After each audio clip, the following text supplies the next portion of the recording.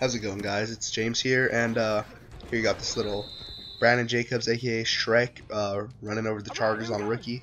Just wanted to throw that in for you guys. I know in the last video I said he'd be the ultimate trucking back, and just wanted to kind of mess around with him. But anyways, this video is going to be testing fullbacks. I was really, lately I've been looking at the team MVP, Marcel Reese. He goes for like 200k, and I don't think any fullback's really worth that much, but since he got busted for PEDs, I'm pretty sure this will be his last like real stud card like that in the game. So I've really been wanting to get him, and I was going to test him out, make a video of that. But I've seen videos, people asking about Poe, and I've talked to a few people on Reddit saying how much I don't think Lorenzo Neal's that good. So I decided to put it to a test, and I tested their run blocking, things like quick toss as well as this off tackle play right here. I wanted to see how smart they were, like see if they'd choose the right route to get the best block. Like you see right there, Marcel Reese went inside. He probably should have gone outside. Things like that. Things that can be frustrating, like, you know, when you run quick toss, the fullback runs inside instead of out. Just stuff like that. I also tested their pass blocking as well as how good they were on fullback dive. And I also threw in how they were catching the ball and how they were after the catch. So before I get to the results, I'm going to pull up this, like their overalls. Because Squiffy Wolf on Reddit proved that MUT will change their overalls.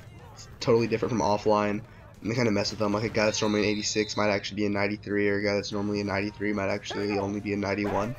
So let me just pull up these overalls for you real quick. So you'll see here that Reese, Neal, and Sherman are actually all 99 overalls. Poe's a 97, and Nix is a 91. Kind of how I went for the running backs as well. You know, I just did the trucking test, and just about every single running back was either a 99, 98, 97, 96. Even the 88 Football Outsiders, Gurley, I believe, ended up being a 96 overall. So that kind of makes more sense as to why he's such a beast. But let's get to these results real quick. Okay, so first we have blocking. You see I did quick toss, off tackle, and pass blocking. I ranked them as whoever did best got a 5 out of 5, second 4 out of 4, and so on.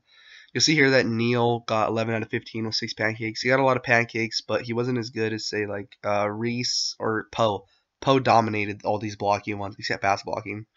You see here on quick toss, he got 14 out of 15 with 8 pancakes. On the off tackle, we got 13 out of 15 with 7. Mind you, I kind of did have to slow down for him a little bit and let him set up. But either way, he was the best run blocking fullback in my opinion. And then you see down here on pass blocking, Poe did horrible. Neal was the best pass blocking one. Nix, I gave him a 5 as well because he was 15 out of 15. But Neal would come up and just pancake dudes. I did the pass blocking by blitzing him one more than the line could stop, and I just saw if they picked him up. And then I gave him a second, like, see if they'd shed the block in 1 second, and Poe did pretty bad. I think he only has like 45 or 65 pass block.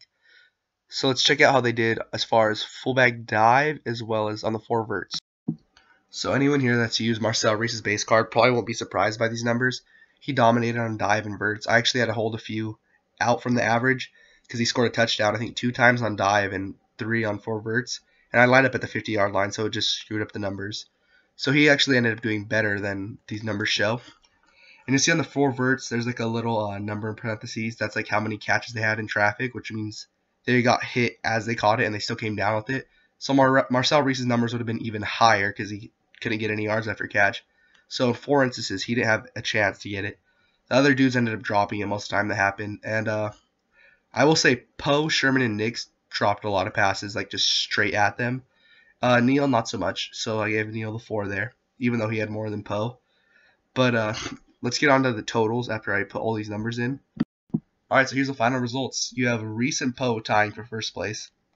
Poe dominated the blocking, Reese dominating the receiving as well as the running, like fullback dive. Not that surprising considering Reese is a solid running back or tight end. He's easily the most versatile out of all of them here.